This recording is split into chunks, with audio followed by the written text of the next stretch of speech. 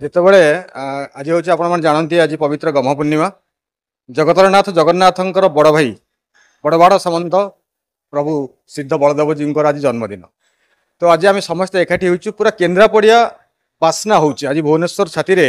କେନ୍ଦ୍ରାପଡ଼ିଆ ବାସ୍ନା ହେଉଛି ପୋଟଳି ପିଠାର ବାସ୍ନା ହେଉଛି ରସାବଳୀର ବାସ୍ନା ହେଉଛି ସମସ୍ତ କେନ୍ଦ୍ରାପଡ଼ିଆ ଆମେ ଏକାଠି ହେଇଛୁ। କଟକ ଭୁବନେଶ୍ୱର ଆଖପାଖରେ ଯେତେ କେନ୍ଦ୍ରାପଡ଼ିଆ ଭାଇମାନେ ଅଛନ୍ତି ଭଉଣୀମାନେ ଅଛନ୍ତି ସମସ୍ତେ ଆମେ ଏକାଠି ହେଇଛୁ। ସବୁଠାରୁ ବଡ଼ କଥା ହେଉଛି मोर सौभाग्य जे केन्द्रापड़ा जिला विकास परिषद तरफ मते गोटे सुजोग मिलता जीवन में अनेक गीत कर 100 ऊर्ध्व गीत लिखी ओडिया गीत आपण मैंने भल पाई पसंद कर गोटे गीत लिखापी मत सुजोग मिली मो केन्द्रापड़ा जिला विकास परिषदर सौजन्यतारू मु केन्द्रापड़ा जिलापाई मो जन्ममाटी गोटे गीत लिखी से अनेक कथा नहीं 5 मिनिट समय अवधि भितर केन्द्रापड़ा जिला जो मुठाए माटी रे कहानी गोटी आपण मैंने जानते केन्द्रापड़ा जिला को मुठाए माटी आप धरीदेवे ना से गोटे गोटे कहानी आप माने पाइबे। तेणु 4 मिनिट समय भितर गोटे गीत लिखा मोपाई बहुत कष्टसाध्य होती से मुझे चेष्टा करेक कथा जमीक भितरकनिका हो आपंकर राजबाटी हो रसावली हो आमर गह्मा पूर्णिमार कथा हो गजलक्ष्मी पूजा हो होली हो सबू किछि किछि किछि नहीं से गीत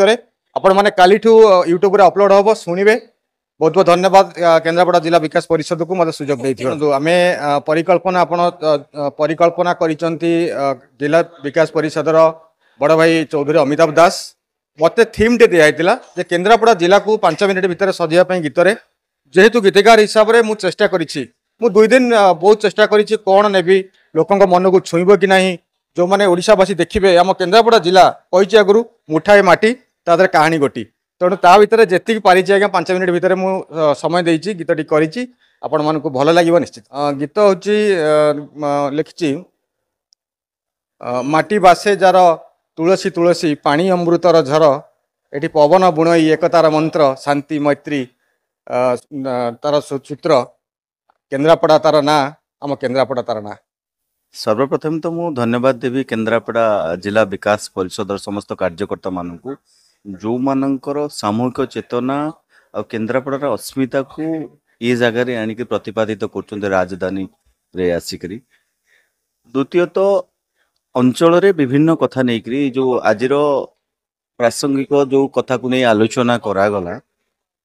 यहाँ किसी नुआ कथा नुहे कहीं गोटे अंचल विकास करने को हेले भित्तिभूमर आवश्यकता रही से शिल्प कथा नहीं हो कि पर्यटन कथा नहीं हो प्रकृतिर अपार संभावना देछि आम केन्द्रापड़ा जिला सेठी आमे जदि पर्यटन विकास करिपरिबा